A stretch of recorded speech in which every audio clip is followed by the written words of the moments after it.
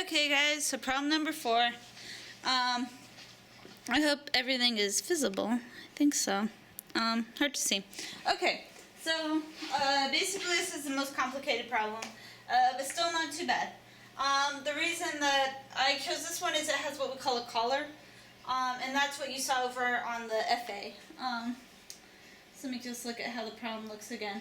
Right, so the point of A is sliding up and down along a rod.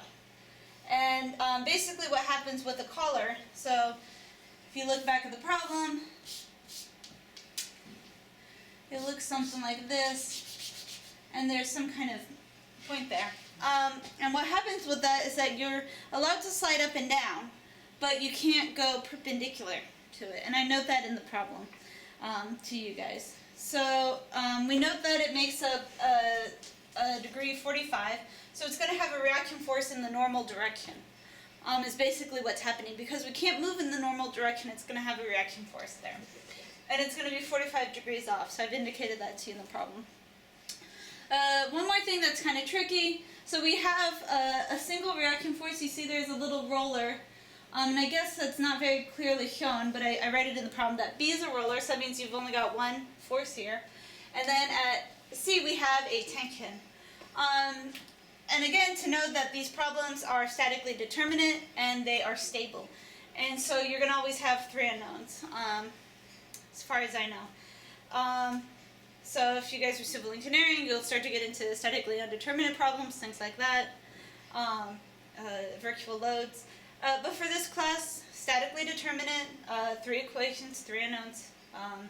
You may need to have, if for example, the latter problem, you had to break it up into its internal components, and then you had 2 sets of 3 equations, so you could have 6 unknowns in that sense. But you'll always be able to solve for things in a straightforward manner.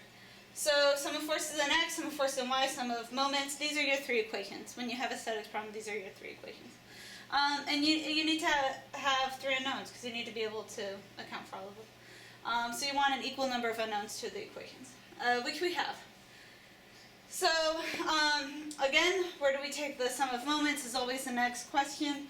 I've chosen point C. And the reason that is that it knocks out, again, we want to knock out 2 of our unknowns. So we don't know FB, we don't know TC, and we don't know FA. And again, if this was a pin, we would have a problem because we would now have 4 unknowns and 3 equations. So just kind of giving you guys some thought into that.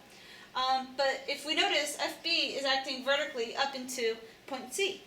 And obviously the tension cable at C is acting at C. So that means that A is the only one that's going to come into the sum of moments at C. And that's something that we'd want. If we had chosen point A, then we would have both a component from B and C.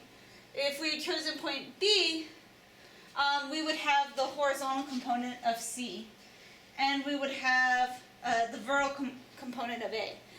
So both C and A would come into that. So B is the right point to choose. C is the right point to choose. So we're going to take counterclockwise. I tend to choose counterclockwise. I don't know why. It's going to be positive. So even though A is the only one that shows up, we have to treat its components separately. Keep that in mind, okay? I think that's also a common mistake. So FA times cosine of 45, we're going to get, let's see, so we're going to get his, so it should be his horizontal component, I believe it is. Let me just double check.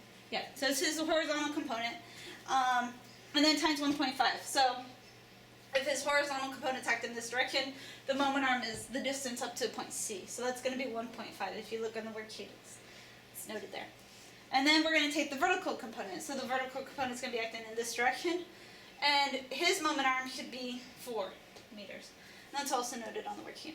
Now, something also interesting in this problem that you guys haven't seen before is an applied moment. We're used to forces causing moments, but you guys aren't used to seeing just an applied moment. And so what it would look like is just, basically, it's the direction of the moment is given. It needs to be. And it's just, it says 8 kilonewtons per meter.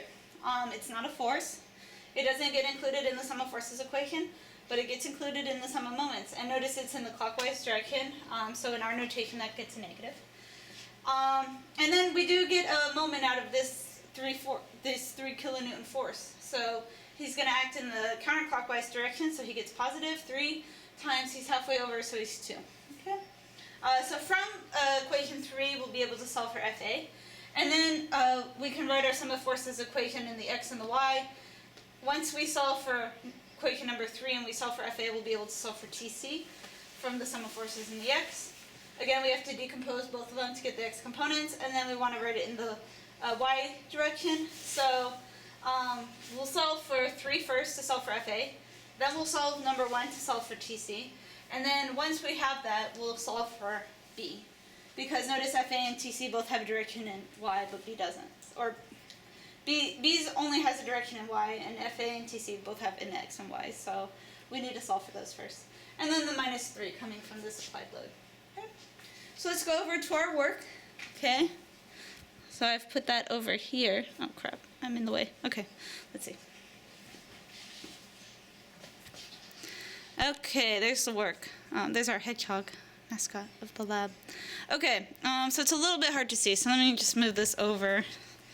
Sorry, this is... Okay, so... Okay, I think everything's in there. Okay, so from equation 3, we're going to get... so I've rearranged it. What I did is I filtered out the FA to be by itself. And this is everything multiplied by the FA, so the cosine 45 times the 1.5, so that was to decompose it into its x component, its moment arm, decompose it in its y moment, its y force, its moment arm, and then we had the 8, which was the applied moment, minus 6, which was the 3 by 2. And then we're going to solve for FA, and that comes out to negative 1.13. So we've assumed it in the round direction. And then next I told you guys that was from equation 3. From equation 1, we're going to rearrange to get TC. We get 0.92 kilonewtons. And finally, from equation 2, when you plug everything in, you get 3.34.